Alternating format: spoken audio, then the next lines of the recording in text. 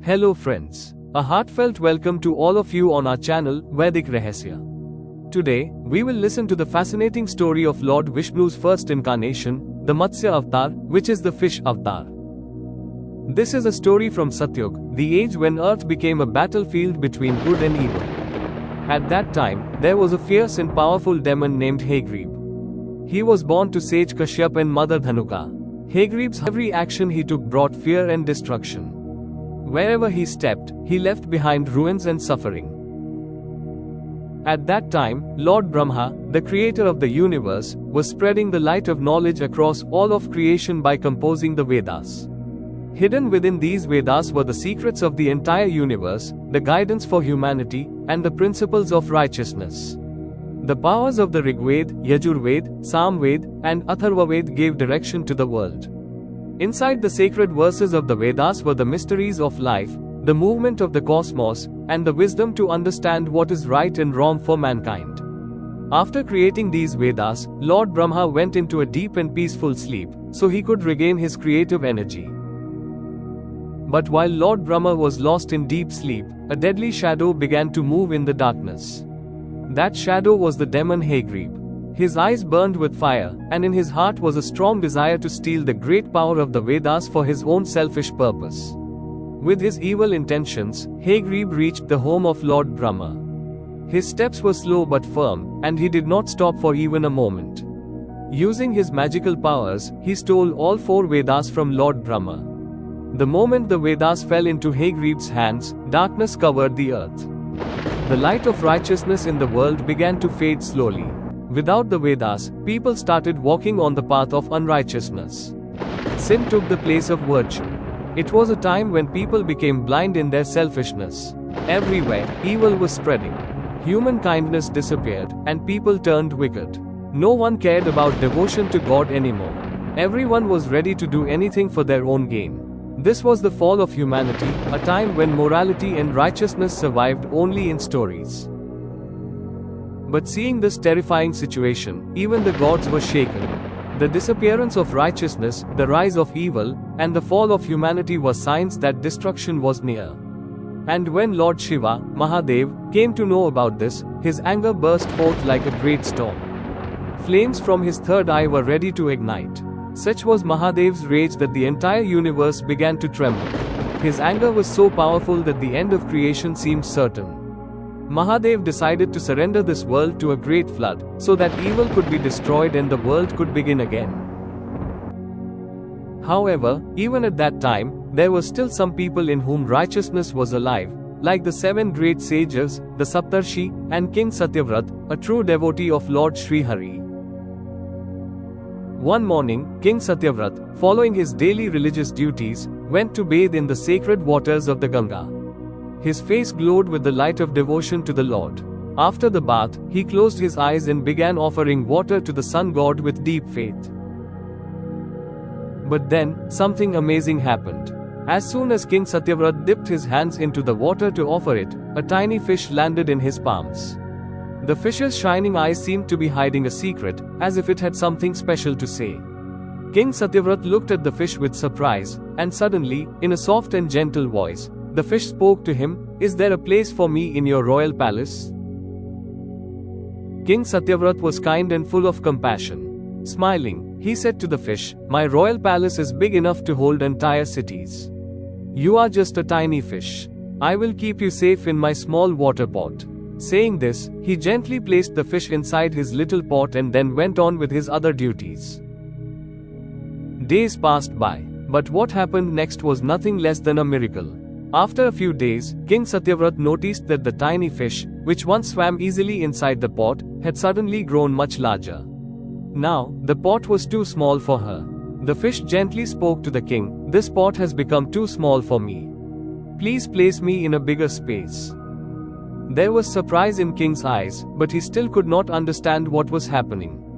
He quickly called for a bigger vessel and placed the fish inside it. But this was only a temporary solution. Within a few days, the fish grew even larger. Seeing its growing size, the king's mind filled with wonder.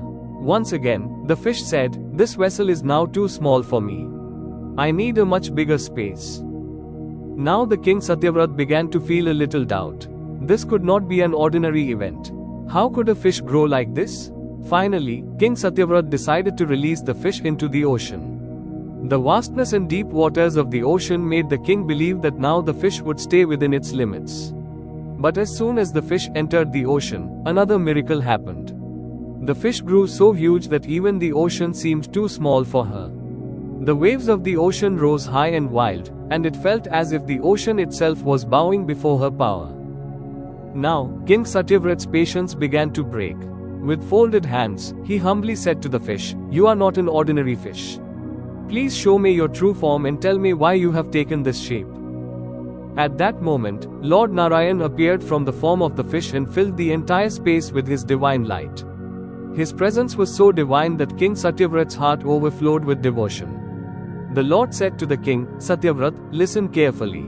After 7 days, this entire creation will be submerged in a great and destructive flood.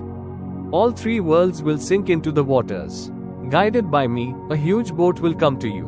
Take the subtle bodies of all living beings, the 7 great sages, and all kinds of sacred seeds and herbs onto that boat. This boat will help you restart life after the flood ends. I will come myself in the form of a fish to protect you." Hearing this, King Satyavrat understood the mysterious plan of creation. His heart filled with endless gratitude towards the Lord.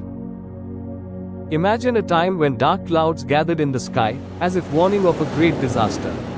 Silence had covered the earth, and there was a strange uneasiness in the air. It was at this very moment that King Satyavrat, following the command of Lord Narayan, was preparing himself to fulfill his great responsibility. With great patience and devotion, Satyavrat called upon the Saptarshi. Their role during the flood was very important, as their wisdom and penance would help give new life to the world. Along with the sages, the king also gathered the subtle forms of all living beings. It was a magical sight, as the sound of sacred chants filled the air. They carefully collected the subtle energies of every creature, so that no part of life would be lost. The king also gathered all kinds of seeds, so that after the flood, the earth could once again become green and full of life. Filled with devotion and surrender, King Satyavrat carried everything and climbed to the top of a tall hill. The scene was extraordinary. Dark, fearful clouds had taken over the sky, and cold, strong winds were blowing, making the king's clothes flutter.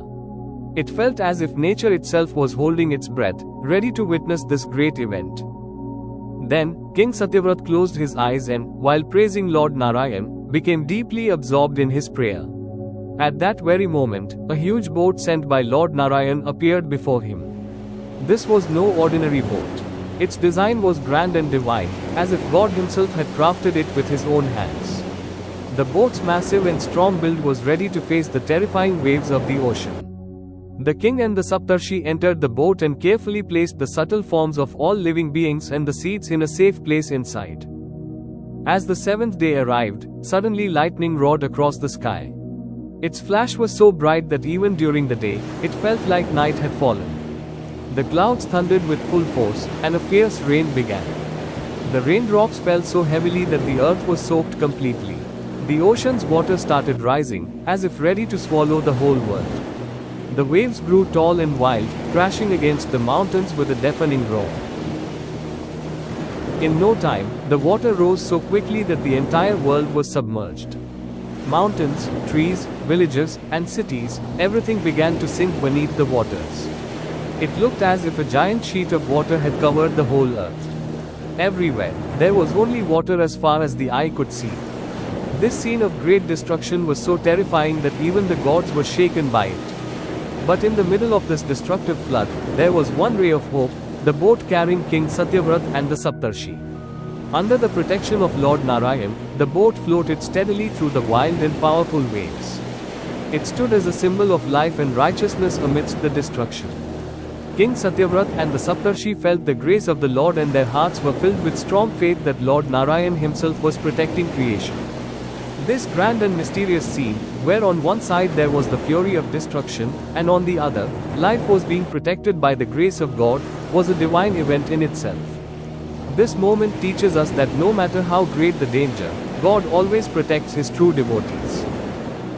But amidst this divine light and glory, a fierce battle was about to begin beneath the ocean.